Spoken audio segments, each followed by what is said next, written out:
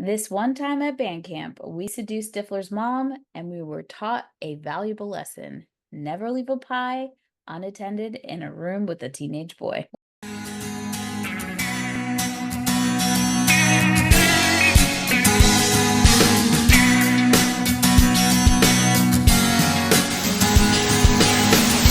Welcome to the No More Late Fees podcast. I'm Danielle. And I'm Jackie, and we're just two best friends and ex-Blockbuster employees rewatching some of the best and worst movies from the late 90s and early 2000s. This week we are talking about the 1999 high school classic American Pie. But before we dive in, let's get into some housekeeping. If you love the podcast and you want to support us, here are a few ways that you can. Did you know writing a review and or rating us helps us get more listeners? If you want to be featured and help us grow, head to Apple, Spotify, Podchasers, iHeartRadio, or your favorite podcast platform and leave us a review. And if you want to get to choose a movie that we do in the future, leave us a donation of $50 or more. Head on over to ko-fi.com/no more late fees. Looking for nostalgia makeup vibes? Check out Nosta Beauty's line of 90s and 2000s inspired makeup. Plus, you can save 20% off when you use the code NMLF. Just head to nostabeauty.com. All right, Jackie, let's get into American Pie. So American Pie is a 1999 teen comedy that follows a group of high school friends as they navigate the challenges of adolescence and their quest to lose their virginity before graduation. The story centers around Jim, who, after a series of embarrassing incidents, becomes determined to find a sexual partner. He is joined by his friends Kevin, Oz, and Finch. The group make a pact to achieve their goal, leading to a series of humorous and awkward situations.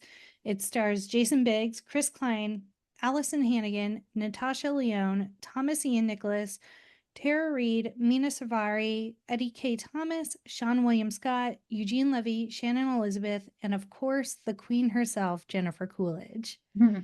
It was directed by Chris and Paul Weitz, and it was written by Adam Hertz, and you can currently rent it on Prime. But before we start, let's get into our ratings rewind. So, you know the drill. Before we get into the movie, we will reveal the rating our Y2K versions of ourselves would give. Then at the end, we'll see if our current selves agree with the initial rating. Our scale consists of would buy it again, The best, would play on repeat, 5-day rental, would watch again, 2-day rental, okay, but nothing to write home about, and same-day rental. This shit is straight up jizz beer. What is your Y2K rating? Y2K Jackie loved American Pie. It came out our senior year or right before our senior year. So this is like pivotal high school. They were graduating the same time we were. So I owned it. I couldn't give my rating at first. It just dawned on me like, bitch, do you have this? And sure enough, I have American Pie and American Pie Wedding or American Wedding, which I don't know why. Third one. I know. I don't know why I don't have the second one because I didn't really like the third one. I do like the reunion movie, even though it like tanked. But yeah, I guess I'm an American Pie girly. I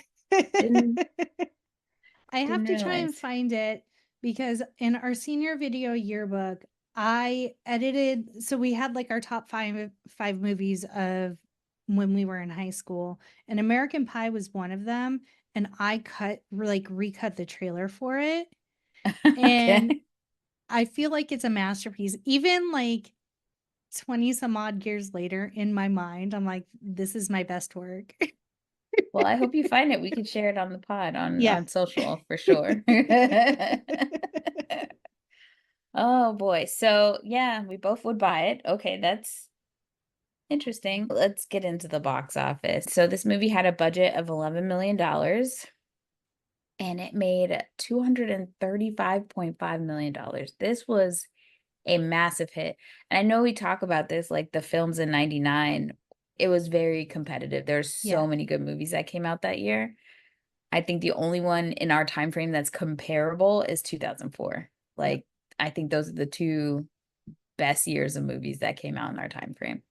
But despite insiders claiming to be a potential sleeper hit, Universal, dumb as they are, sold off the foreign rights in an attempt to recoup its budget because they did not believe in this movie whatsoever. Hmm. And people, even at the time, were like, not smart, not smart. So if we know that it made 235.5, a good amount of that movie money came from overseas. So it was sold successfully to foreign distributors at the Cannes International Film Festival, and it earned $18.7 million during its opening weekend and defeated Wild Wild West for the #1 spot. That I'm not surprised. As we talked about I don't know which episode we I talked think about it was it, but Catwoman. yeah, when we do Catwoman, I Yeah. will talk about me knowing when I should watch this movie. It's just not gonna be good. Well, they earned back their investment literally the first weekend. Yeah, And that's not even a strong opening weekend number. It just had legs. Like I think it was word of mouth yeah, and then people going back multiple times to watch it. yeah, 100%. Because we quoted this movie. This was a huge high school movie for, like you were saying, like our time period. And so when Universal sold the rights to give them that financial security in case it didn't do well, it it just I know they're like kicking themselves. They made Yeah. like there was a lot of stuff happening. They sold the rights. There was at one point they were like, okay, we're gonna have it scheduled to come out the same weekend as Phantom Menace, which would have been the Dumb. dumbest thing they could have done. So let's hear what the critics had to say about the movie. So Stephen Holden of the New York Times, who he felt that America Pie was one of the shallowest and most prurient, prurient Prurient. teen films. He be using big words at the New York Sorry. Times. Roger Ebert, Lil Raj, he was a little bit more supportive. He awarded it 3 out of 4 stars. He noted that it is not inspired, but it's cheerful and hardworking and sometimes funny. And here's the important thing, it's not mean. Its Mhm. characters are sort of sweet and lovable. And I would have to agree with that. Like, I was Yeah. surprised rewatching how I felt about it. Now, this one, I was like, this is hilarious. So, when this movie came out, they suspect because it was rated R that a lot of kids snuck in to see this movie. Ah. So the box office numbers for the like you were saying were strong, but wasn't like the biggest opening ever. It Mhm. may be because a lot of those kids might have been buying tickets to Tarzan, which was in its 3rd week at the theaters at that point. Because the second week that Tarzan came out, it saw an 18.2% drop in its box office. The second week, a 51.9% drop. But then miraculously, it's the 4th weekend. It just dipped 17%. It like rebounded. And it just so happened that it came out the same time American Pie. So I think a ton of those kids were saying, one for Tarzan, please, and going to American Pie. Which would not happen now because we have assigned seats, but back in our day, kiddos, we didn't, and it was a Assigned free-for-all. assigned seats and more security cameras. Yeah. So I thought that was so funny. That is Um, hilarious. I mean, good on them. And yeah. good for Tarzan. Just throwing Eh, in some extra cheddar. I feel like I never really had the experience of sneaking into like an R-rated movie or anything because my parents were so ridiculous and were like, Mhm. let's watch Boomerang at the age of 9. It's fine. It's like, okay, cool. Well, before we get into casting, let's hear a word from our pod pals. The 1990s. My very favorite decade, especially for music. This is Dope Nostalgia, and I'm your host, Naomi Carmack. And every week, we revisit the era that brought us Hammer Pants, Crystal Pepsi, Pogs, Hypercolor, Pokemon, and some of the greatest songs of all time. On Dope Nostalgia, not only do I have episodes where I talk about the big artists of the 90s with friends, but sometimes those big artists come on the show. Past guests include Naughty by Nature, George Lamond, Alana Miles, Color Me Bad, Biff Naked, Right Said Fred, and so many more. Dope Nostalgia, a podcast made for 90s kids like me. You can find us on Spotify, Apple Music, Podbean, Stitcher, and wherever podcasts are served. All right. Casting. I love that, like, when Sean William Scott talks about getting this movie, that he was working at Home Depot at the time. So for most of the people in this cast, this was like their first big movie. And a lot of them talk about why they're still cool with each other now, because they had that. They were also young. They were all on their first movie. They were learning so much, and they just had that like automatic connection with each other. And so Sean William Scott was like, yeah, I was working at the Home Depot and I wasn't getting like a ton of scripts. And I got this script and I was really happy to be able to finally get one. Nicholas, he got the script and he said he threw it away. He found it to be morally where he was cool with, but he gave it a second chance and he felt like it had so much heart. Like that was the thing that really drew him to it once he really got past it. So, and then Chris was in Illinois and he saw the script and he's like, I got to figure out how to get to California. I have to go in for this role. Yeah. And I was just like, oh, that's so sweet that they were all over the place and they just, culminated in this movie. It's so perfectly cast. Yeah. Like there is not a single character. And there are some actors and actresses that I don't care for, like in general in this movie. Yeah. But it is so perfectly cast. I would not recast anyone. Like it's so good.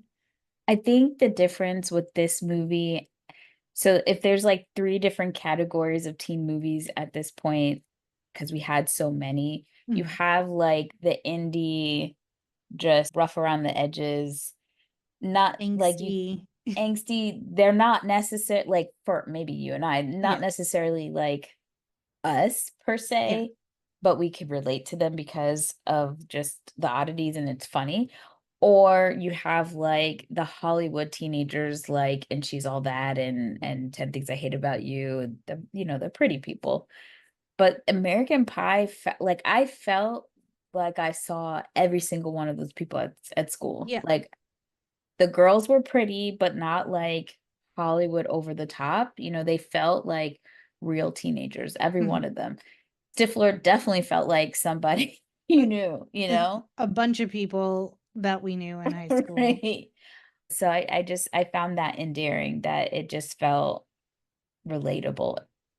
I mean, could it be more diverse? Yes, but it was also Michigan, so I get it. But yeah, just it felt real. Yeah.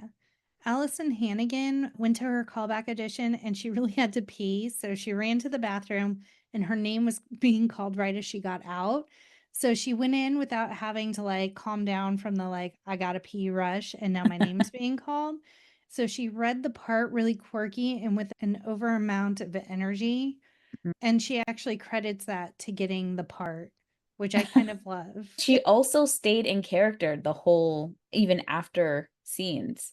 Like she was Michelle the whole time. So I thought that was funny.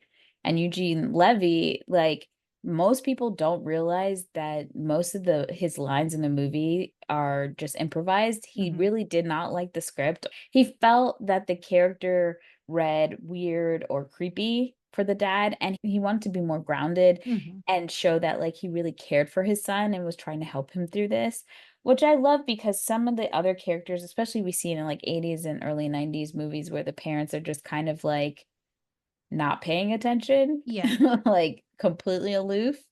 So it was funny to see the dad like be quirky and nerdy essentially, but he cared and loved his son. So yeah, absolutely. super sweet. He added a lot of heart to the role where it could have been really cringy, like the way Jim's dad was approaching it was always with like love and care, even though he had to talk about like these hard subjects. One of the things that I loved is that we did the wood also this year. And I felt so many parallels, more than I had originally thought when we did The Wood.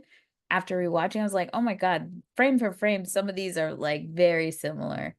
But dudes, why are you buying so many condoms? Like, how many times do you think you're going to be having sex in this one time? Well, and it seemed like Jim was just practicing putting them on because they were just like unrolled, unwrapped and unrolled just in his nightstand. Like, but it seemed so actual teenage boy. Like, it Mm-hmm. just the real factor in this. And of course, there are scenes where things are like Hollywood blown up for shock value, but a lot of the stuff, it's like, yeah, that's like what we were experiencing during that time of high school. Let's jump into American Pie, shall we? So they did their reunion, I think in like 2019 or something like that. I think it was like 20 years.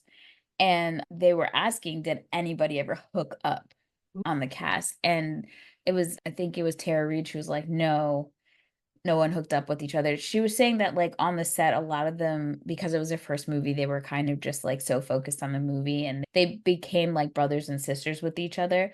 But then when I was watching another clip of them, Natasha Lyonne started telling a story about Sean William Scott and the call she had received from him and how like she didn't really get into it because he got so embarrassed. He was embarrassed. Oh, Yeah. And so she was like, okay, I'll just leave it alone.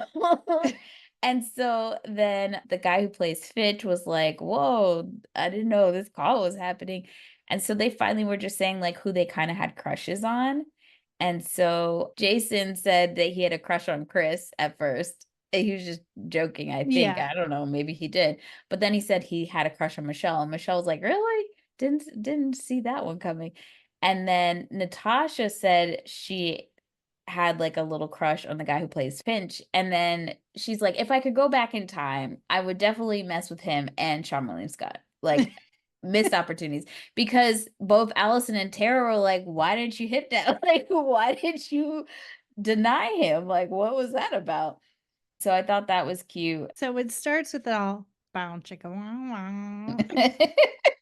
And like those few notes play, and I am immediately back in 1990. The amount of quotes or like lines that like I knew were coming before they were coming because like you said, this movie was just so quotable and we watched it all the time, Mhm. nonstop.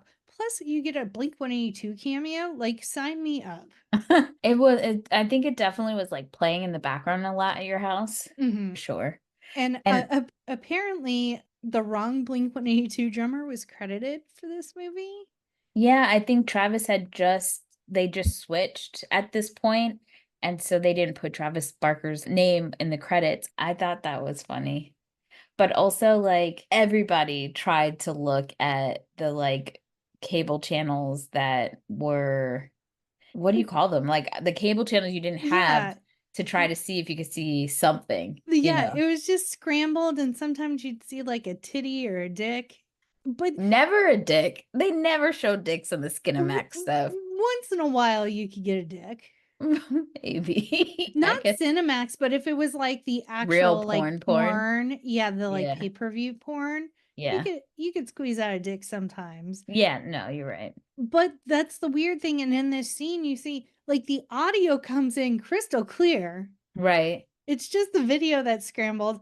And the way when that guy says, spank my hairy ass, and Jim's dad is just like, what's that? Like, the way he delivers that line always just cracks me up because it's such a like dad thing. Like, I don't think I heard what I heard, but probably I did.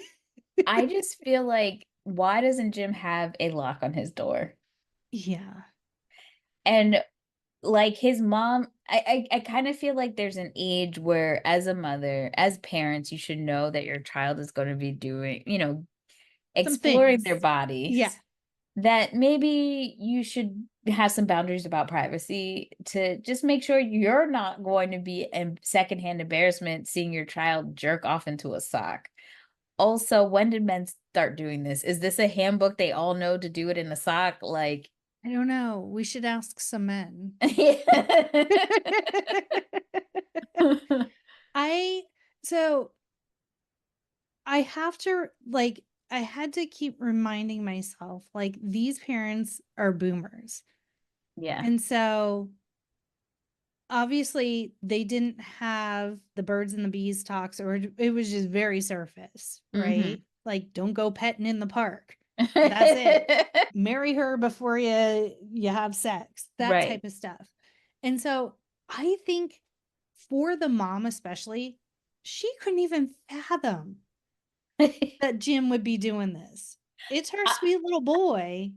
I don't know why he didn't just yell, "Mom, I'm changing," Yeah. Like, he sat there with the pillow, with the sock on his dick, and hoped that she would leave instead of just saying, "Mom, I just farted," Yeah. something to get her out of there. "I need you to leave," Yeah, you like know? boundaries. Right, GTFO. right. Because I would do that. Sometimes my mom would just barge in. I'm like, "I'm changing," and she would be like, "It's nothing I never seen." I was like, "That's not the point. You need to Yeah. get out. Like, I don't want to change in front of you. These Go." are the things we're working through now in therapy. Yes, 100%. So we have met Jim and he is completely embarrassed. And then the next scene is Kevin and Vicky driving to school. She really wants to get into a college. I can't remember. It's some college in Michigan. That's where And they are. and she's like so anxious that she's having Kevin read it. And he like dicks around with her and he's like, "Oh, you were rejected, blah blah blah." But like she plays it off and she's just like, "Stop joking, blah blah blah. I got in." And then she tells him she loves him for the first time and he's just like, "Cool." Did you ever tell someone you loved them in high school? No. Yeah, me either. I No. wouldn't even know what to do if someone was like, "I love you." I'd have been like, High five. ditto.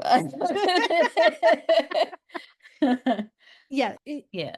And then we see Kevin go and talk to his friends about it, and they're like, she said, "I love you. What'd you say?" And he was just like, "Nothing." They're like, "That was a poor choice, man." I think he said like thank you or something. Yeah.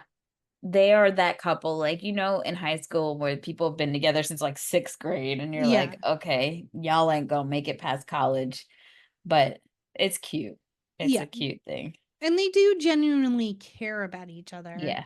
It's not like they're fighting all the time or anything like that.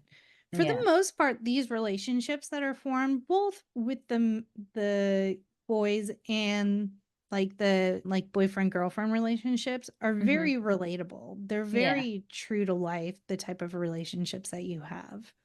Yeah, I liked it a lot because in a lot of the other teen movies, the couples form their senior year and then they're like, we're gonna be together at like get married kind of thing. And you're just Yeah. like, or just that implies that they're gonna be together forever and Happily ever they're breaking. after. Yeah. Right. I liked that it was a little bit more realistic with these couples and they talk about it. They like verbalize that it's Yeah. kind of unrealistic and they'll try, but not gonna work out. Yeah. So we're also introduced to, I never can remember Natasha Lyonne's character, Jessica. So she's kind of the wise sage of the high school. It seems like she's been sexually active forever. And so everyone just goes to her for advice or to start rumors. And so Vicky's talking to her about how she said I love you and Kevin didn't say it back, and I guess she only gives Kevin blowjobs, but he's never gone down on her or anything. And I love, and it took me a lot much longer than I'd like to admit to figure out, number one, what she was saying, because Natasha Lyonne, and number Mhm. two, what it meant. But she's Mhm. like, you never double click the mouse. And I'm like, that's an incredibly clever way to say you've never masturbated. I do love that the difference between this movie and the other sex comedies that came before in like the 80s, it did prioritize the conversations of the women. Now, I will say that it could have been more to see the women have friendships and talk about other things than having the six, Yes. but it was a step above what we had seen previously. So even the fact that Jessica's bringing up female orgasm and And that pleasure. Yeah. pleasure, and that one of the characters, which is Kevin, wants his, like, he says it, that he wants his girlfriend to have as much pleasure as he is, instead of just focusing on getting laid, and kind of treating the girls like property, which I really didn't appreciate what the, watching it back then, but yeah. I just looked up to see if American Pie passes the Bechdel The test. Bechdel test. And it technically does it it because does, because of the masturbation conversation, because it doesn't include a man. okay. Because I was wondering, I was like, all right, I know they're talking to each other. But is it because they're talking about Kevin? So I wasn't sure. But that's good. Yeah. Yeah. I always, every time I see this movie, I just want Jessica to have a bigger role. Every time. Yeah. Give me an entire movie with just Jessica. Yeah. And I'm glad that Michelle got more of a role in the later movies, because she was so funny in the first one, and I wanted to know more about this crazy girl. So, because I kind of felt like Vicky was a little boring for me, and so was she was very vanilla. Just yes. she was there. Even Yeah.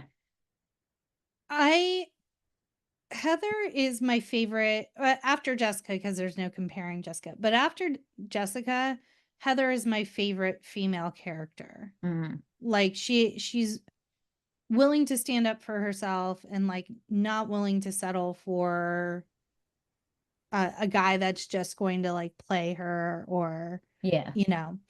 But I think for this being written by a man, the female characters, I feel like for the most part, are very fleshed out, and they have their own personalities, and it's pretty true to life of the type of people you would see in a high school.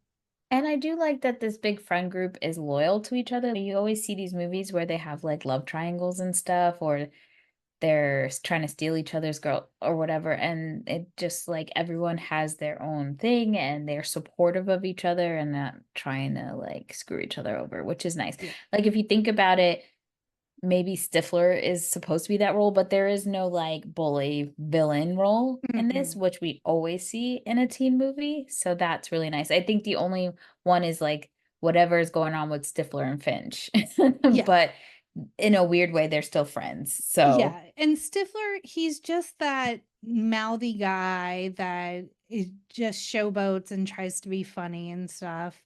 But he's not really ever ill-intended.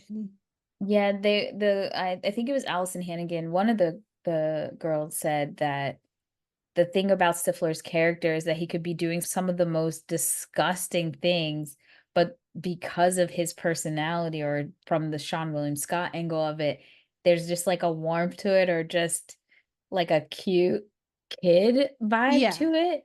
I think it's like American Reunion, where he's like taking a shit in a cooler, and they're like, "What are you doing?"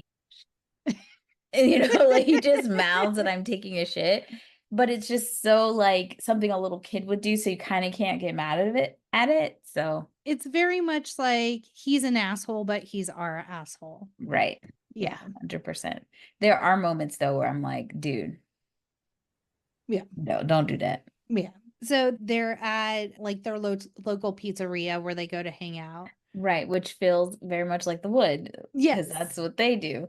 And they're all just talking about like trying to get laid. And Jim asks, what does third base feel like? Right. And Oz says, with the two fingers, like warm apple pie. And so that plants a seed that will grow later on. So now they're on their way to Stifler. There are so many just funny moments that are just so subtle in this movie. Like when Finch tries to ride his moped and he stalls it. Yeah. Like some of these things are so genius. And I bet some of them were probably improv or like just happened and they kept it in the movie. Yeah. What's so funny is that we know that the studio didn't believe in the script at all, or like that it would do anything. Then, it took 70. They reached out to 70 directors before they got Jesus. to the two directors the brothers who decided to dually direct this movie. But yeah, like 70. That's crazy. That is insane. And that it just ended up doing so well. I do love Jim's shirts because that is so 90s. It's very much like a button down graphic button down, almost like a Hawaiian shirt, which of course makes me think of Ian, our dear friend Ian. And this was just such the style at the time. And even the picture behind me where he's got that like blue, like bright blue collar, and then it's like a lighter blue, and then I don't even know. It looks like one of those puzzle books where you like have to strain your eyes to see. Yeah. But it feels like a time capsule of the time for sure. Even when Heather's wearing that cardigan thing. Yes. Yeah. And then Jim's hair is just Ross's hair from Friends. Like it is just slicked down. And I think it's because again, we grew up with boomer parents that like didn't really teach you how to like style your hair and stuff. So you just wanted to do your curly hair to do something other than be curly and frizzy. So you just gel the shit out of it. That's definitely a white people thing, because some of the styles I was like, what's going on with that? Like it's crazy. But I also like Chris Klein's hair really always annoyed me in this movie because it was so much like his hair. You could tell it's very close to when he made Election. And I like him much better. I think in the second movie he has a different haircut because I don't know what's going. He's got two little stringy droopy droops here. It's like sideways. I don't know what's going on. Did not love it. Was not a look for me. So now we're at Stifler's party. Everyone's arriving, and we are introduced to a secondary or like a tertiary character, Sherman, who the actor Chris Owen, he pops up in a lot of Can't Hardly Wait. Yes. So he's the guy who steals stuff and Can't Hardly Wait. He is She's All That. He eats the pubes. The pube eater. If you go earlier 90s, Angus, he plays the best friend. Yeah. The movie, for some reason, in another lifetime, I believe Jackie liked and saw, but she did not. You meet Sherman. He calls himself the Shermanator. And so I have a friend, Tony V. Holla. My brother very loosely looked like the Shermanator. And so it's just he has red hair. And freckles. Yeah. And so to this day, he like once in a while he'll be like, "Oh, how's the Sherm doing?" Like he still calls him the Shermanator. Oh my God. Well, I have a question for you. Yes. Whose party would you want to go to? Do you want to go to Monica's party in 200 Cigarette? Would you want to go to the party in Can't Hardly Wait, hosted by the girl who throws a party? Or do you want to go to the party in 10 Things I Hate About You? What was that? Bogey Lowenstein party? Yes. Or a Stifler party? Stifler. But I want to go to Stifler's party at the lake house. Okay. Very specific. I think, oh gosh, Bogey seems so much fun. I like the music better at Bogey's party. That's fair. Yeah. And who doesn't want Brie? Nigel be bringing the Brie. That's fair, but also you might have an opportunity to do Jennifer Coolidge if you show up at Stifler's party. I don't know. Danielle back then was more interested in Andrew Keegan. Just saying. Lead me in a cult. It's fine. Take me to your lead turd. So now we're at Stifler's party, and Oz has this revelation that he's going to bring a college girl because college girls are easy. Okay. My freshman year, you couldn't even, if you told me, gun to my head, show me a senior in high school besides Ian, I wouldn't be able to do it. I wasn't talking to any high school seniors. And for the record, we weren't having sex with Ian either. Oh, no. No. Cabana boy, no. No. But Ian smelled amazing. He smelled like he used to wear Obsession for Men, and that was my standard. Like after that, of like, what do you wear Obsession for Men? I don't want to talk to you. Like his pheromones or pH or whatever mixed with Obsession for Men, he smelled so goddamn good all of the time. He did. But he also was just like our little brother. We never looked at him like that. Love you, Ian. Love you, Ian. Not that he's probably gonna listen. We'll have to tell him to listen to this episode. We talked about you a lot in the American Pie episode. So it's typical Rager high school party. Oz decides he's going to bring a college girl because they're easy. Where also are we getting this false information that college women are easy? Because we see it again. We see it in Can't Hardly Wait as well.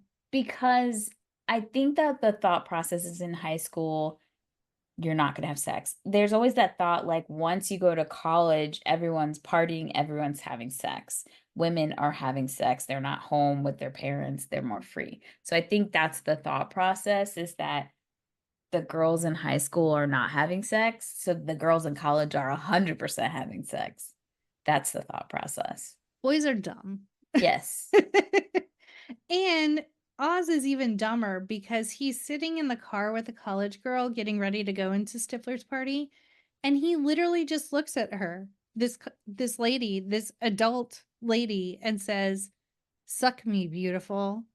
Well, they're at like something point, or like they're not even at Stifler's house yet. They're just, he takes her to a makeout spot or whatever. And you don't say, that's not how you get a girl to go down on you or to give you head. It's just, that's not. And she like laughs at him, which then he's like, you don't have to laugh at me. And so she was really nice about it. Like, hey, that's not going to work. You got to do better. And so he's like, well, I don't know what to do. So she tells him, like, listen to a girl, talk to her. The easiest fucking thing you could imagine. And so he's like, oh, okay. And so she drops him off. And then while that's happening, Vicky and Kevin are upstairs, and Vicky decides to go down on Kevin because he's saying that he's like frustrated with the fact that they haven't had sex. She wants him to say I love you. They're just not on the same page right now. But she's willing to go down on him and give him head. So there's that happening. But she does not swallow. No, she asks him when he's ready. At least he tells her, and he releases in a beer cup or whatever, which comes into play later. While that's happening, Jim is into play. Jim is downstairs. He was with Kevin before they went upstairs, and he was talking about wanting to go talk to Nadia, played by Shannon Elizabeth. And she's like from Czechoslovakia or something, I guess. I can't remember where she's from. Some Eastern European country, supposedly. So Jim tries to go talk to her, but he does that thing where people are laughing at a party and just walks up and starts laughing too. And it's just like, what are you even laughing at? So they're all looking at him like he's crazy. So he does not do well there. He strikes out. Yeah. Essentially. Poor Jim. But like Nadia kind of like looks at it like, okay, at least he's trying. Yeah. Yeah. There's a little glimmer of hope, but Jim, he strikes out. At the same time, Stifler goes to open the front door because there's people knocking, and it's Michelle and all the band geeks. Did you spot Christine and Milian when Michelle's at the door? I did not. And so I was like, oh, because she looks so baby faced. And I was like, oh, she looks exactly like she was in The Wood. So that is a thing that locks these two movies together besides the plot. So yeah. Maybe they're in the same universe, just Maybe You she know? left she left the 80s And landed in and landed in 1999. 99. Yeah, sure. So Sherman comes out of the bedroom with a lady, and he's playing it off to the guys that like they were up like for hours, and he alludes to the fact that they had sex, and that comes full circle later on. And then Stifler's trying to get it with like a freshman or a sophomore. By the way, who plays Bianca Montgomery on All My Children, aka Erica Kane's daughter, aka Kendall sister, younger sister, aka Susan Lucci, Sarah Michelle Gellar. You know what I mean? That's who she plays. She played Bianca at the time on All My Children, and I was very excited to see her. Continue, sorry. You're fine. And so Stifler's like trying to convince her and like schmooze her and tell her the things she wants to hear so she'll put out. And Kevin's foamy beer, it has been left in that bedroom.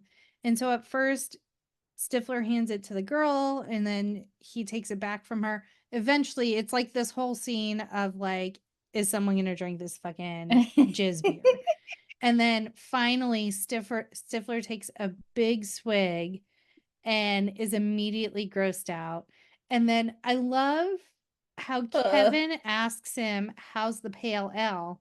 But originally, the line was supposed to be, how's the man chowder? Which makes me vomit a little in my mouth. Well,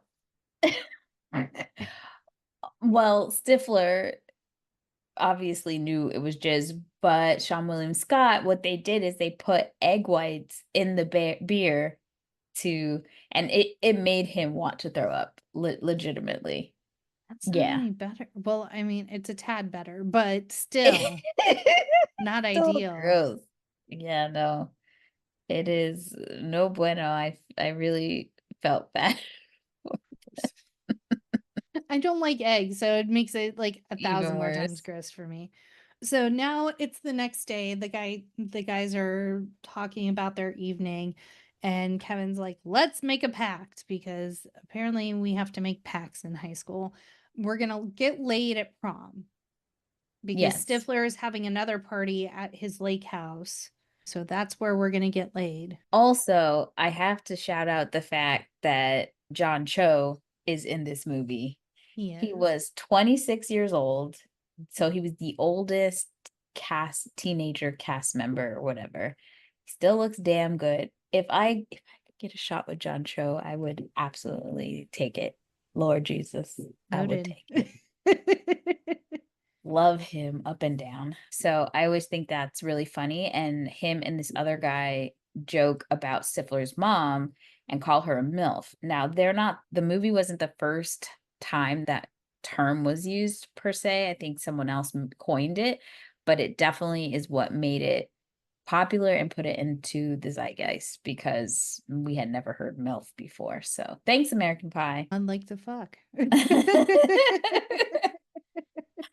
And they are talking about how Stifler's mom is a MILF. Yes. Which also comes full circle later on. Yes. That is definitely foreshadowing. The first 100%. act is just setting up a bunch of dominoes for the third act. Yeah. So Oz heeds the college girl's advice and he joins the choir and they're singing. I always cringed at when they're singing because they don't sing well to me. I'm like, please make this stop.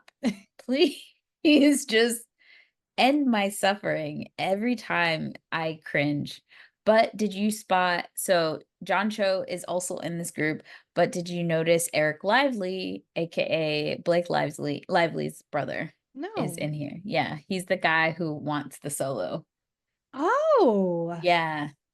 Interesting. Yeah, Albert is his character's name. Yeah. I was very excited. Apparently, all the cameos. I looked nowhere but the foreground because I noticed no extras at all. Except for the band playing at the prom, which is a whole separate discussion. Yeah, I would love to talk about that because I have questions. We also see Jim's dad is trying to talk to him again, and very lovingly, he brings him all sorts of nudie magazines. And Jim's just like, please get out of my room, Dad. And so Dad's trying to build those bridges, make connections, and Jim is just completely embarrassed by the whole situation.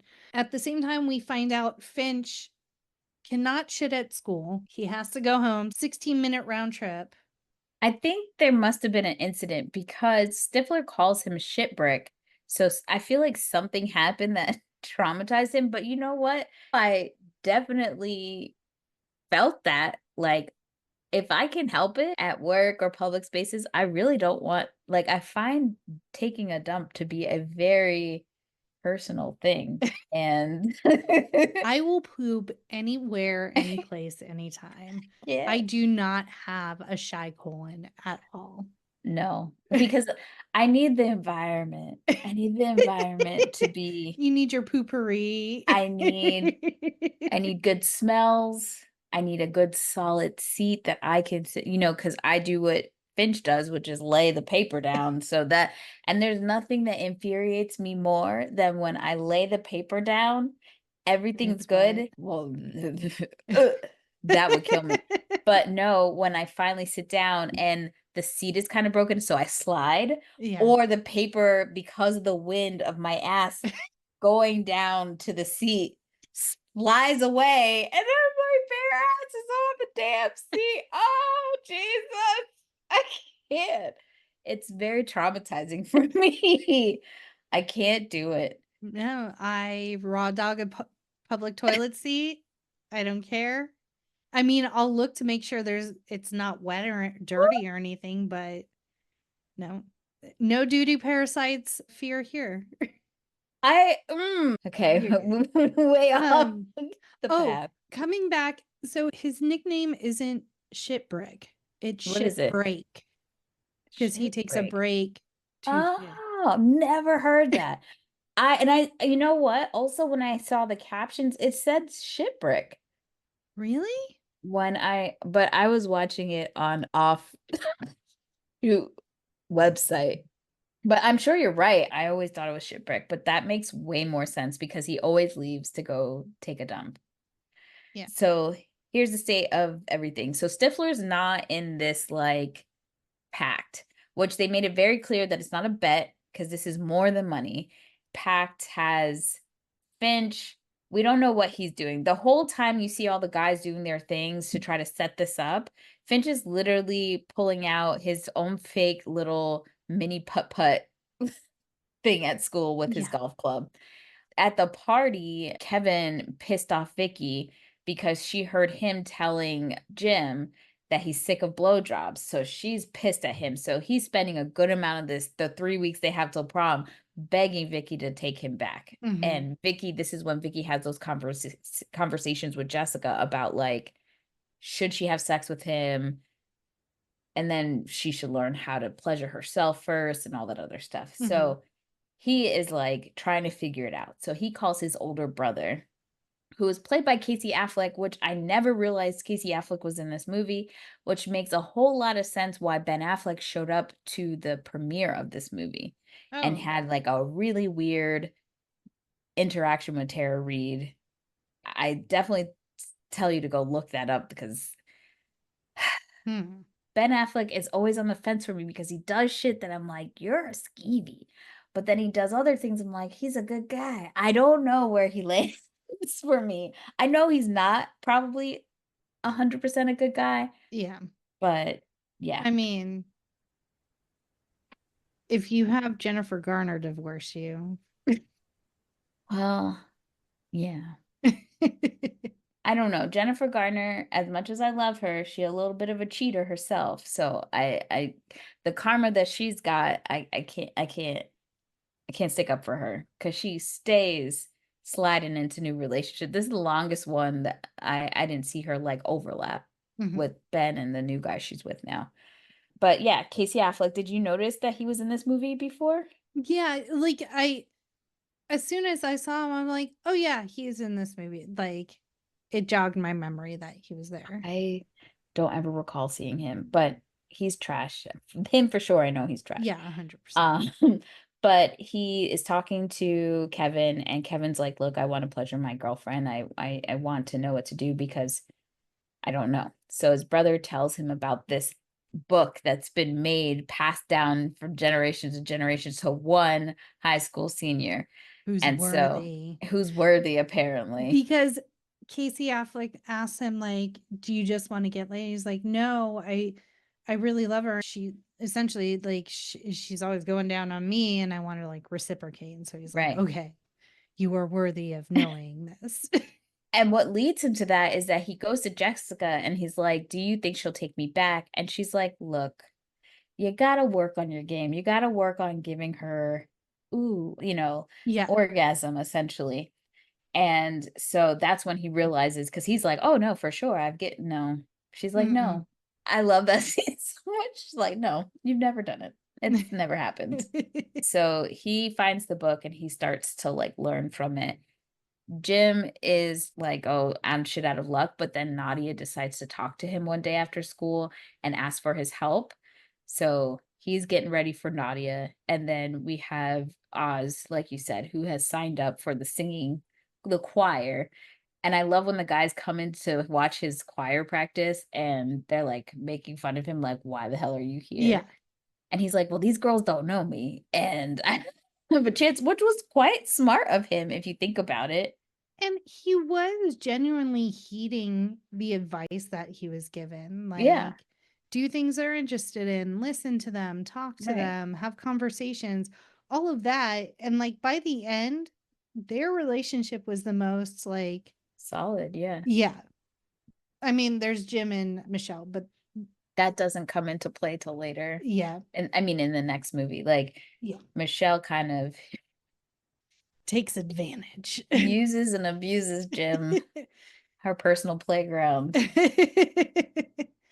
So let's get to the scene that I hate, that Jim should have been a felon for, broadcasting Nadia nude on the internet to everyone. Before that happened, one of the bigger scenes, the pie scene. So Jim comes home one day, because I think that comes before Nadia.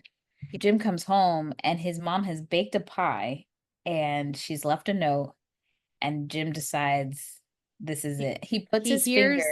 He hears Oz. So he puts his two fingers in, and I was just like, it'd be like, why couldn't you just take a slice and do it on your slice? Like, Yeah. why you had to put your finger? Oh, it was so nasty. And then he gets up on the counter. Now, I saw the unrated version, so I know the rated version, he takes the pie and like slides his dick in, I guess, and in front of him. But I think in the unrated version, he like gets on top of the counter and he's literally fucking up that pie. And his dad comes in and catches him, and he's like, I just love the way he's like, Jim, like, what the fuck? And then afterwards he's like, we'll just tell your mother we ate it. Yeah. My mom would be pissed if she made a pie and we just ate all of it and didn't get a slice. Right? No. Yeah. But it's way better she thinks that than what actually happened. I think that would scar her for life. And the apple pie was actually purchased from Costco. Gotta love Costco baked goods. Except Costco, where is my all-American chocolate cake? God damn it. I need to pull all of the times you have talked directly to Costco about the all-American chocolate cake. I want my fucking cake. And by the way, if you live in Florida, if there's a Publix by you, sign up for the Publix rewards because they give you a free cake for your birthday. I got my red velvet cake yesterday, so. Nice, but it's no all-American chocolate cake. Fuck no. Ain't nothing like it. Ain't nothing like it. So Jim is easily influenced. He's like he's not even nerdy. He's dumb. Yeah. And this is like really fucked up. Like, first of all, if an idea comes from Stifler, it's not a good idea. Never. But all the other guys agree with Stifler. They're at the library And even Finch is like, I hate the guy, but he's right. So they convince Jim that he should use a camera when Nadia's gonna be, because Nadia said she's gonna change after her ballet class. Mhm. And I don't know why she didn't go in the bathroom, question Yeah. mark, but And she and I know it's supposed to be like the thing that makes it okay, which it is not okay at mm-mm. all in the slightest, is that Jim was only supposed to like email his friends the link and he accidentally emails the entire school. Which is crazy. Like, I don't even know how that's possible Yeah. to do that. But so yeah, Nadia, and this is like so from a male perspective because I just don't see 100%. any woman doing this. So it's just an excuse for Shannon Elizabeth to be naked in this movie. And then she's like touching herself. And so all the guys are like really into it. They're all watching. We see Blink 182 watching. We see Stifler and his younger brother, because I guess his brother has the computer in his Yeah. room. And I love because they're like, Jim, go ask her if she needs a hand. Because Jim runs out of his house and down the street to Kevin's house where they're all watching it. And then they're like, you should go ask her if she needs a hand. And so he's getting ready to take off. And Finch, the get out of here. Like the way he yells at him, I'm like, you cracked me up. There are a couple of lines that are delivered in just such a perfect way in this movie where I'm like, they I live just rent free in my head. I just don't understand men, because like I could understand them wanting to see Nadia naked, but why Mhm. would you, like, you're encouraging your friend, but you're still gonna watch, you want to see your friend have sex with someone? Like, is Yeah, that hot? Like, I thought that was gross. I don't, it's just, I didn't I don't. understand. Yeah. So Jim comes over back to the house and catches Nadia. He says the stupid hand thing. She yells at him, and then he's like, I'm sorry. And then she tells him to dance for her, which I'm like, okay. I didn't mind Jim's dance. It was funny to me. And at one point, he throws his shirt over the webcam because he knows his friends are watching. Right. And I think it's Sherman who calls Kevin and is like, hey, your homeboy sent this to the entire school, not just y'all. So we're all fucking watching it. And then Nadia's like, okay, come here to me. And like he sits on the bed next to her and he like she just grabs his hand and is like bringing up her thigh.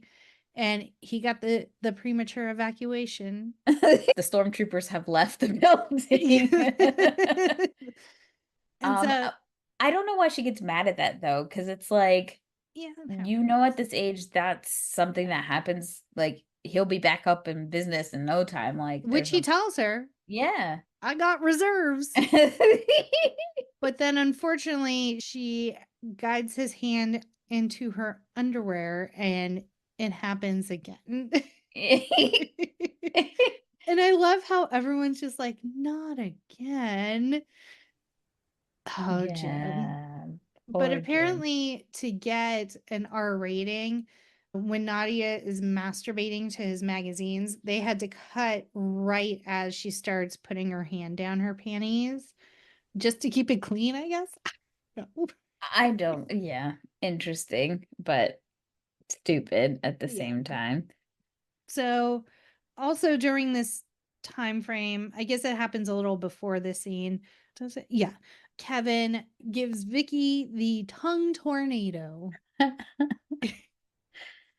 And she doesn't have a lock on her door either. nope. And her mom sends her dad up to go get her for dinner. And when she's like, I'm coming, I'm coming, I'm very proud of Kevin to be able to do the tornado correctly. Although afterwards he says it makes you dizzy. I'm like, no, the fuck it does not. Maybe You're you're dumb. moving your tongue around. I don't know. The What you moving your concentration. whole head? I I don't know. don't fucking Boys are know. dumb. But hey, I appreciated that they showed a man going down, because they don't Yes. really do that often. No. And we need to have that more in movies. Let's, We need male full frontal and yes, we need more scenes with men going down on women. normalize oral for women. Thank you. Don't Worry, Darling has a good scene with Harry Styles and Florence Pugh where he goes Oh, down on her. that was another movie I was like, I'm not going to watch this. I enjoyed it. It just wasn't what I thought it was going to be, but it was still enjoyable. Anyway. So Nikki and Kevin are back on track, baby. They're back. So, and Stifler, not Stifler, sorry. Finch tells Kevin, no matter what you hear about me in these streets, just agree with it. And Kevin is confused. And as soon as Finch leaves to go for his bathroom break, a girl comes up to Kevin and is like, is it true? You've been in the locker room with him. Is it true that he's like hung, like he's got a big wang? Yeah. And Kevin is like, I don't know. He bathes with his shower shorts on. But then he remembers what Finch said. He's like, oh, yeah, that's true. So, like, every girl in the school is in a tizzy about Finch because there's a million different rumors going on. And Kevin doesn't know how the fuck this is happening. And it's insane. And also, one of the rumors is that he beat up Stifler. So Stifler is He's mad pissed. because He's he big asked mad. he asked this girl to prom, and she's like, "I'm holding out for Finch." And so Stifler's like, "Fuck this! I'm gonna fuck him over." So that's what he does. He puts X-Lax in his mochaccino, and Finch has no time for the trip home. He has to shit immediately. And he has never, I don't think he's ever used the bathroom at school. And so he doesn't even know, like, he's just in a hurry. He runs into a bathroom, happens to be the girls' bathroom. And there's girls in there talking about, like, I hope Finch takes me to prom, blah, blah, blah, just talking him up. And then the way he's like, can't hold it. He's like, he And this tries is so hard not to explosively shit while these girls are in there. what he does. And so this scene, this like bathroom scene is another one that we can add Yep. to the list because we saw it in Detroit Rock City. We Mhm. had something similar in Head Over Heels. And the new guy. The new guy.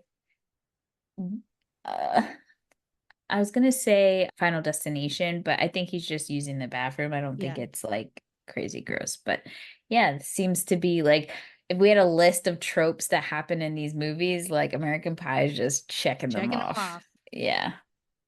So now Finch is back to square one. No one wants to go to prom with him. So he goes solo. He takes it with stride. Like he doesn't seem like really mad about it. He's like, okay, well, Yeah.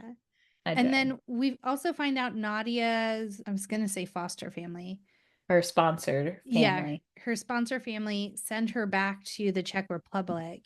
I just think it's crazy. Like, I would have loved a scene for Nadia to like yell at Jim to say Yeah. how awful that was. It's crazy to me that she's totally fine with Jim doing that. Yeah. I don't know, maybe like in the writer's mind, it's like, oh, women in Europe are way more open with their sexuality and it's not Yeah. as big of a deal. And I know you see like boobs and bush sometimes on TV there. So maybe Yeah. like that's what they were going for. Yeah. But Still kind of fucked up. But yeah, I yeah. hear what you're saying. So Jim is back at square one as well. And finally, like he sees Michelle in class and he's just like, hey, you want to go to prom with me? And she's like, yeah, sure. Mainly because she's the only person not making fun of him about the Yeah. scenario, and she alludes that she didn't see what happened, like she didn't Mhm. watch it. So he's just like excited that someone isn't like he's not the laughing stock with someone. So he's Yeah. like fine. But all this bitch talks about is band camp. Like One time at band camp, and and I got into a really bad habit in high school, and I think it was before this movie came out, which just is a testament to how teenage girls talked in the 90s. But like I would start every sentence with like one time. And so after this movie came out, I couldn't do, like I very quickly unlearned that habit.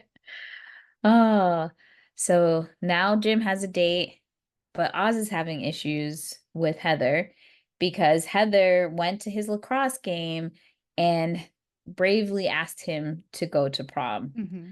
And he says yes, but then she like lingers and watches like Stifler making fun and like, nasty things that boys joke around about, high-fiving him or whatever. And Oz is really not partaking, but he's also not telling them to like stop and say no. Yeah. So Heather's like, change my mind. We're donezo.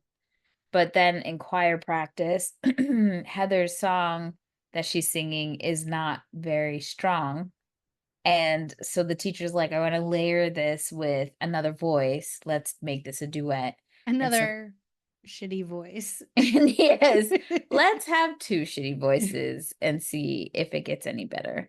So Oz like volunteers. I volunteer as tribute to sing at whatever finals or I don't know what competition they're doing. But then And he realizes that his lacrosse playoffs or championship or whatever their are the last game. same time Yeah. as the finals. And so he tells Heather and she's just like, whatever, like do whatever. I don't care. And so when he's at that game, he kind of is thinking about how much he really likes her. And so he blows off the second half of the game and Yeah. shows up and disappoints Blake Lively's brother because he's there to do his duet with Heather. Yeah, he was very upset. But I do love that Kevin and Jim are at the lacrosse game, which, by the way, Chris Klein and Sean William Scott are horrible at lacrosse. Like, they could not pick it up, so they had doubles for them to do the scenes of playing. So Kevin and Jim leave the game. They know him automatically when Oz runs off that he's going to the show. So they run and they go and see him, which I think is so sweet and supportive that they go and do that, And I guess they do well. I don't know what happened, but they have a great time. So him and Heather are back on. Right before that, Kevin and Vicky also get into like another little spat. Tiff, yeah. Yeah, because Vicky's like, I want to express ourselves in other ways. And Kevin's like, yeah, we're gonna bone. And Vicky's like, I love you. Now you say it. And Kevin's like disappointed. And she's like super frustrated with him. But then she talks to Jessica again. And this is when she's kind of talking herself into having sex with Kevin at prom. Like it's going to make everything better. I think what she thinks is like, okay, well, here's this guy that I do love and I want to have sex with him. And it's better than when I go to college and then I have sex with some random guy. So I might as well just do it. And Jessica's like, yeah, girl, just do it. Like Jessica don't care at this point, but she just kind of repeats everything Vicky says. And so Vicky says to Kevin in class, hey, let's do it at prom. So then all of a sudden what shifts is that Kevin now feels a lot of pressure, like now that it's going to possibly happen. Plus he knows that Vicky wants him to say, I love you. And he just doesn't want to be inauthentic about it. He doesn't want to just say it for the sake of it. So I think he's stressing about that. And, then you see the guys, they go get their tuxes and all that stuff. Of course, Jim gets this fucking powder blue 70s like outfit. I don't know. I love that Oz is like, nah, don't do it. Like shaking his head like no, and he still does it or whatever. And when I don't know if it's when they get to prom or I think it's when they're at prom, they have a conversation, the four of them at this point. And Jim just like goes off on Kevin because he feels like he's just putting so much pressure on the set. He's like, I don't even like it anymore. I don't even want to do it. And it has a lot more to do with Kevin's anxieties of being scared about taking that step with Vicky. And then Oz is like, you know what? I really like Heather. I don't even give a shit about the sex part. And Finch is just like, whatever. And then Jessica comes up to Finch and like apologizes that their plan didn't work out because he had paid her to start all those rumors. Right. And so she buys him a flask, not with all the money, but with some of the money. She got really nice earrings. And I love a girl who can accessorize properly. I love also that in the beginning of the prom, she is wearing headphones and listening to her home music.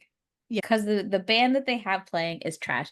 I will 100% always say I prefer a DJ than a band Yeah. all the time. Like weddings, parties. Unless that band is Save Ferris in 10 Things I Hate About You. I would just want to see them in concert. I don't want them at my wedding or birthday party or prom. Like, Yeah. because my array of music, the things that I want to hear They're so might vast. not be, it might not be their style. So no, I hate it. I hate Yeah. cover bands. Whatever this band is, the guy is wearing a turban. It's bad. I don't know what this is. There's gold like applique on his jacket, a giant feather across his turban. I just don't, and I don't remember like this scene. Like I don't either. I must have blocked it out of my memory, especially because when we get so many iconic prom moments where it's like the dancing and she's all that, or say Ferris and Letters to Cleo at 10 Things I Hate About You and like even Mighty Mighty Boss Tones and Clueless, like we get these great bands and you had Blink 182. Even Idle Right. Hands got the Offspring at the dance. Right. You already Like, have Blink-182. Why not have them perform? yes. Instead, we get this guy, Turban Man. Oh, I was so disappointed. So before prom's over, someone is talking to not Cherry Appleby about Sherman sleeping with Sherman. And she's like, no. We just talked all night about how he's never had sex. Like she gets up on stage and was like, I want to clear this up. We have never had sex. He tried to do it with a grapefruit. And oh, by the way, when he gets embarrassed or like nervous, he pees his pants sometimes. And we just see Sherman swailing himself. Oh, it's embarrassing. Oh, Oh, the but he shouldn't have Shermanator. started that rumor Nope. at all. You get what Oh, you get. I did find an oopsies in the movie Oh, from prom. During the prom scene, there's a moment when the drummer taps on his hat, but when the sound comes out, it sounds a whole lot like a crash cymbal. So now I have to go back and listen. whoopsie. Oh. Oh, also when Oz, when he first joins the singing class, they said there's a scene in the movie where Oz goes from the parking lot to the library and back to singing in the classroom. During this period, his shirt changes twice. Oh, well, like you do, Oz. Like you do.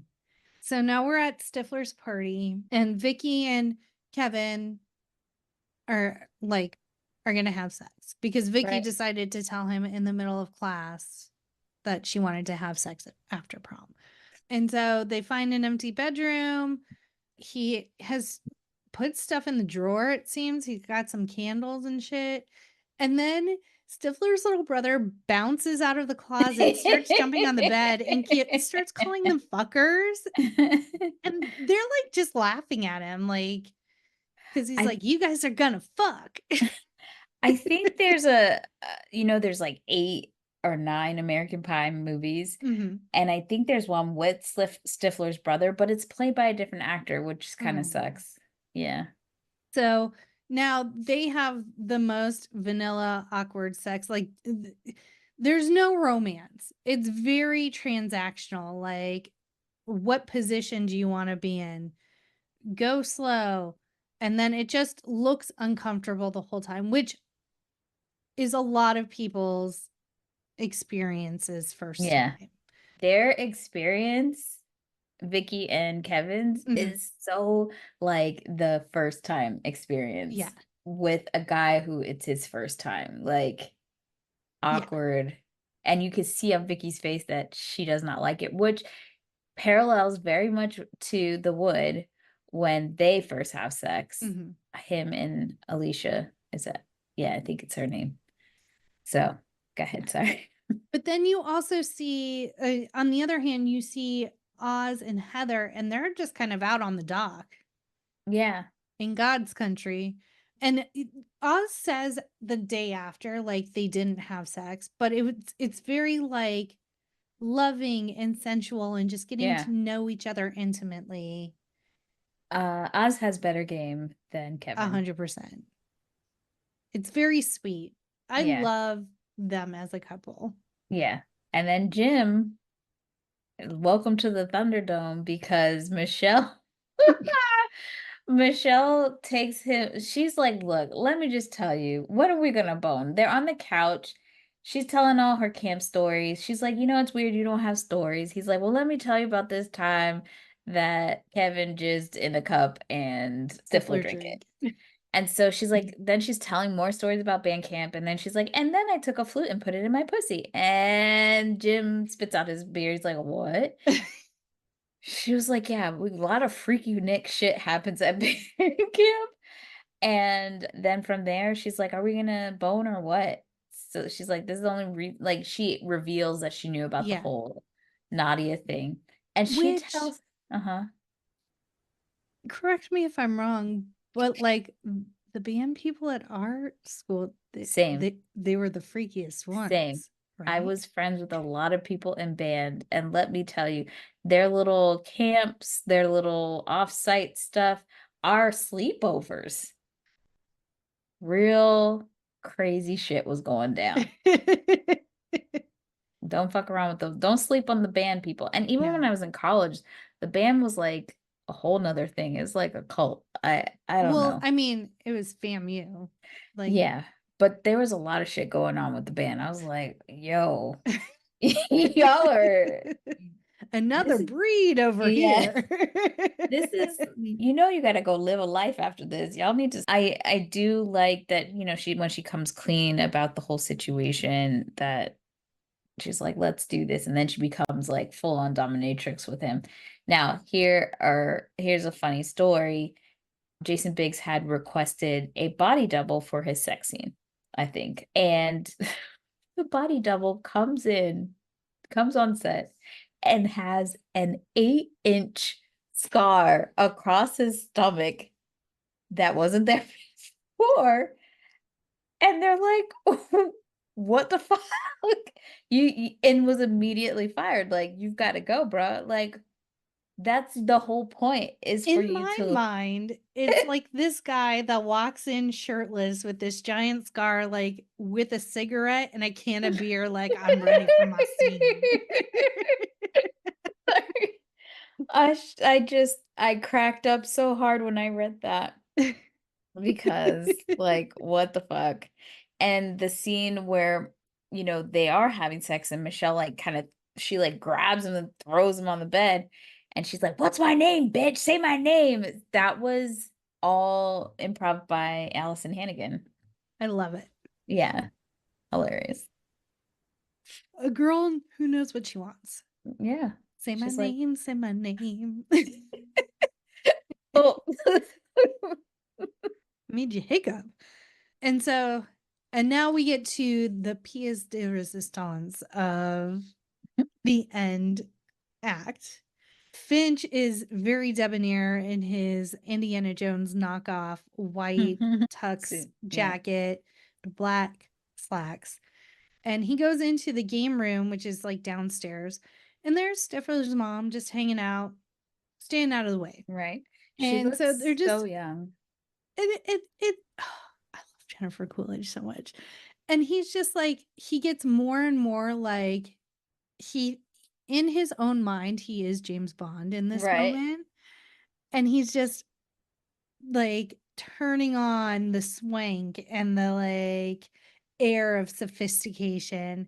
And she's just like, yeah, I'll bite. Are you trying to seduce me? And he's like, sure. When we were younger, I thought this was hilarious. Now I'm like so grossed out by it. Yeah. Because if it was the opposite, if it was not a mom but a dad with a girl, I would be very skeeved out. Like, this boy is the same age as your son at a party that your son is at, and is his friend. And she very much knows it, because she says she likes her scotch aged 18 years. Right. Which is supposed to be like the green flag to the audience that Finch is 18. Yeah. But we have watched this whole movie and seen how dumb he is and how he's still a Immature. child. Yeah. Yeah. So it's skeevy to me. But they bone on the pool table. Yes. And then the next morning, Sean William Scott's reaction and his physicality when he opens the door and is like, "Mom, shit break?" And then he faints. It is so fucking perfect. But just to let it be known that Stifler does get his revenge, because at the reunion he meets Finch's mom, played by Rebecca De Mornay. I think that's how you say her name, and sleeps with her. Full circle moment. Yeah.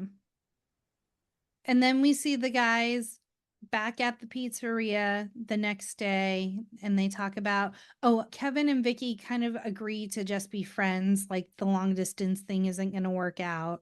Right. And I think where Oz and Heather are going, it's close by. So they're going to try and like work on things because they'll be in the same area. So the next day they just talk about how like high school is wrapping up and on to the next step of our lives type thing. Oh yeah, and also Michelle just left Jim. He wakes Yeah. up with a floaty in the bed with him, and he's very excited that he was been used by her. Yeah. Good for you, Jim. So Jim says, I think he admits that he had sex. Kevin says he had sex. Oz doesn't divulge. He says nothing happened. And Finch says, I believe older women are just so much better. I haven't had any of their experience, but I Yeah. feel like this is accurate. Yeah. So, and then the movie ends with Jim's dad walking in on him as he's dancing for Nadia. So they're having a little Skype session. And I like his dad just walks out and then he starts dancing. But what grosses me out is that he calls his wife as if they're about to do it. And I'm like, nasty. Yeah. Gross. And that is American Pie. Yeah. We did it. So Uh-huh. I love how many things had, well, I don't love because I would love to see an unrated version, even more unrated version. Yeah. But they did have to change quite a few things to keep it R-rated. Like they in the beginning scene, there was dirtier dialogue. The line "Ride me pony" was originally supposed to be "Blow your wad on my tits." Oh, wow. And then the line "Spank my hairy ass" was originally "Play with my hairy balls." I don't see that being any different. No. But there's like a thing about balls, being able to say balls. Like whoever made up the rules it's crazy. Like you can only say vagina like once or twice. You know On why? like Here's my film school Okay. education for you. The MPAA is self-governed. So they make up the rules that they then enforce. And it's very arbitrary. And they probably change the rules all the time if people are probably paying them off or if they're members themselves. Yeah. So stupid. Interesting enough, with some fun facts, Jim's erection in the opening scene was created by a cooked sausage from the morning's breakfast. It was stuck on a pencil and wrapped in an aluminum foil.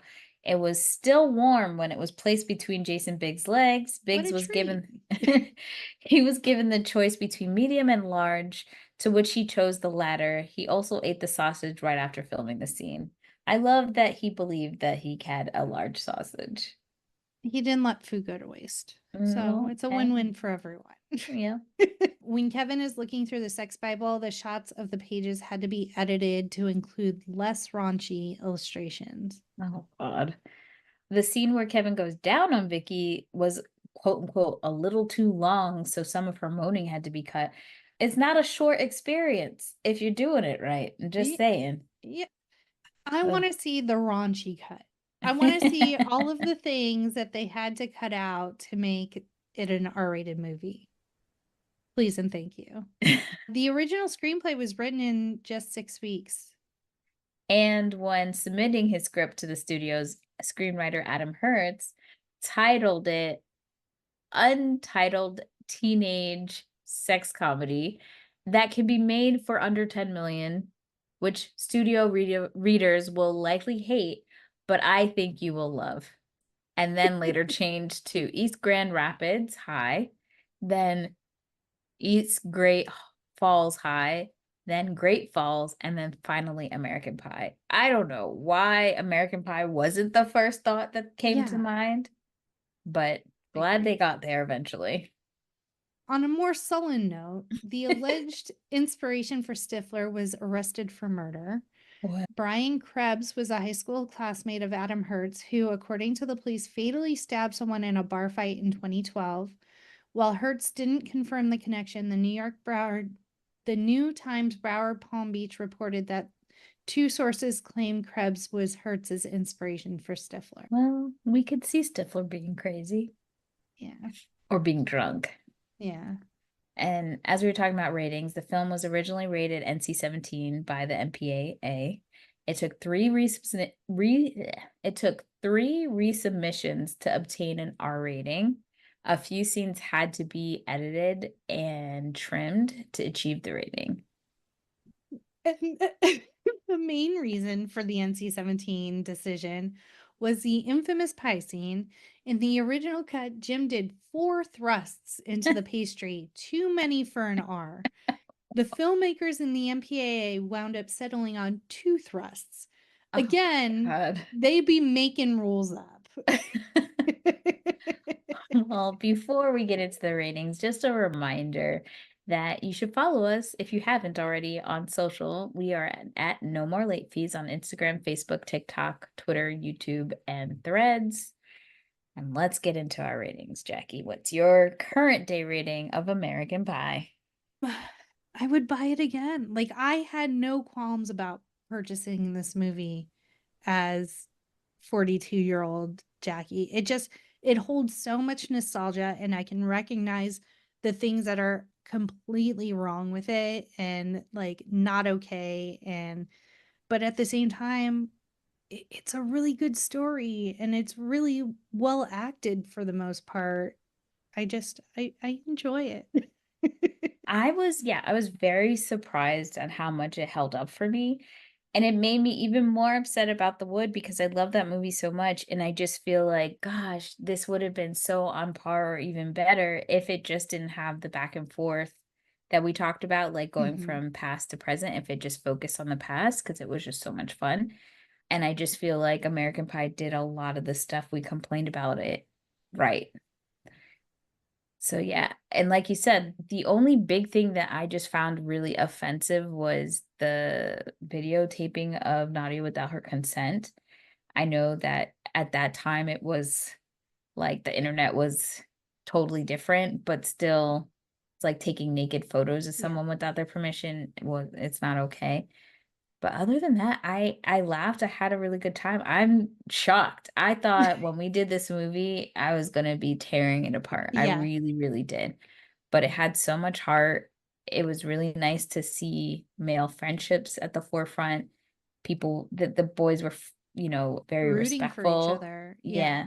Yeah. So yeah, I think I would buy it again. I'm very Is shocked. is the American Pie somehow No More Late Fees 2024 pick? It is. I didn't see that coming. It wasn't on my bingo card for Was not sure. on mine either, but And I here you go, are. Here we are. look at us. Just look at us. Who would have thought? I don't know. And it's not even this, like, there's nostalgia, obviously, but it's not that much for me. Like, Yeah. I know I didn't watch this movie a million times over, like, on my own. But yeah, it held up well. If you have feelings, memories about watching American Pie, hit us up at our quick drop 909-661 NMLF 909-601-6653. Twat us at the Twitters, hum us at the Threads, and you can be featured on a future episode. Oh, I think we have one from Nick. Hey, what's up, No More Late Fees? It's Nick, driving home. Just finished an episode on Attack of the Clones. And man, like, I didn't realize until y'all were talking about it, like, how much, like Danielle said, like, George, you just gotta, like, take a nap, bro. Because, like, the original trilogy and, like, the sequel trilogy, like, they really do kind of go into that whole, like, Star Wars is for kids. And it's just like, the bad guys are fascists and the good guys are like democratic. They're just like, unity in everyone. It's like good versus evil. We get it. Like Lucas, like weirdly, like, because here's what I was thinking of, like the level of political intrigue of these like first two movies is so deep. Like in the first one, like the Trade Federation is setting up like a blockade and an embargo to make sure the Naboo like gets on board and kind of like extort economic power out of the planet of Naboo. Like the fuck, like that's so like I don't know, like this, and or like in the second one, it's like that whole thing about like Obi-Wan going to Kamino and learning that like a Jedi was involved in the creation of this clone army. Like we're supposed to be this very transparent democratic republic, and but there's some kind of like sneaky, shady, secret shit where somebody is like a Jedi is involved in creating this army, and like no, like it is disappeared. Like the political intrigue of like a democratic republic creating the secret army. Like who's doing this and what are they doing it for? Like that's awesome. But the problem is that Lucas tried to have this like deep political intrigue in a children's movie, and then had to water it down to the point where it makes no sense. Like Lucas, take a nap. Like go back to doing what you do best. Like let's get bad guys and good guys. Let's get some laser sword battles. Let's like have some love and romance, and then like it's just do it. Keep it simple, bro. Keep it simple. Yes. Doing too much, man. Take a nap. For real. Yeah.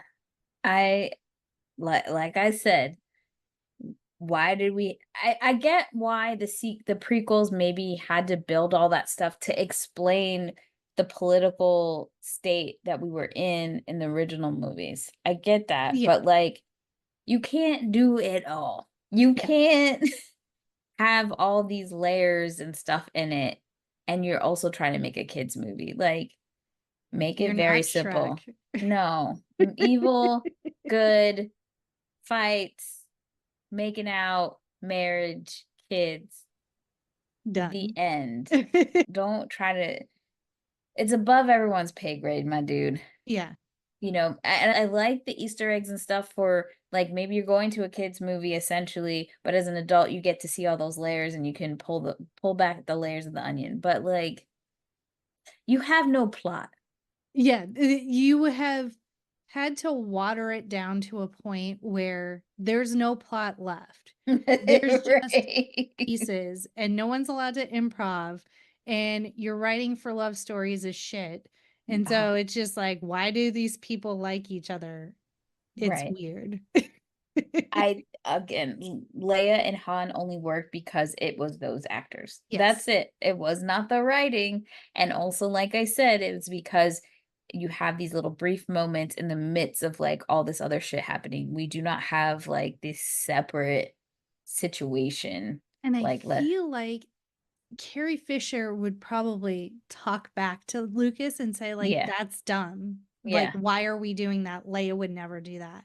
Where I don't know how much she would fight though, because girl wasn't wearing a bra. He told her there's no underwear in space. So but at the same time, because she's such a good script writer that I feel like she would be like, what is the motivation? At least ask the question. But she had her hands on these scripts. She helped with these prequels. Which means they were worse. You can only polish up a turd so much. That's true. That's very, very true. Well, make sure to come back and join us next week as we stay classy with the 2004 comedy Anchorman. And as always, be kind and rewind.